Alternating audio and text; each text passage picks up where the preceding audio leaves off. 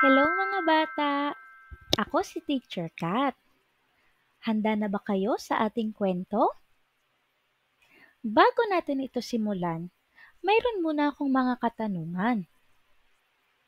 Ano ang iyong paboritong ulam? Mukhang masarap nga. Kumakain ka ba ng tinola? Ano kaya ang pangunahing sangkap nito? Malalaman natin yan sa ating kwento na may pamagat na Sinala at ang Tinola. Kwento ni Catherine L. Cruz.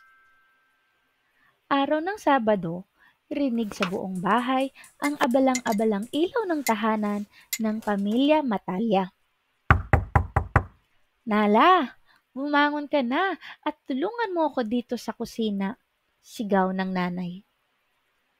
Opo nanay, ako ay lalabas na, sagot naman ni Nala.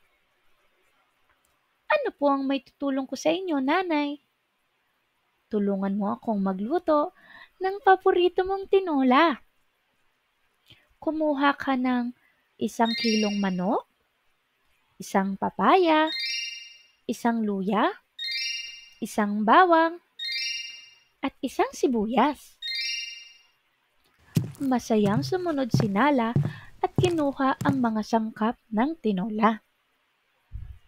1 kilong manok, 1 papaya, 1 luya, 1 bawang, at 1 sibuyas. Pinagsama-sama niya ito at nilagay sa isang maliit na basket. Sinimulan na lutuin ng nanay ang paboritong tinola ni Lala. Pagkatapos magluto, ay masayang kinain ni Nala ang kanyang paboritong tinola.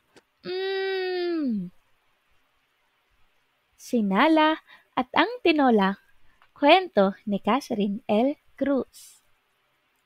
Nagustuhan mo ba ang ating kwento? Sa susunod muli! Thank you for watching. I'm Teacher Kat. Please like and share.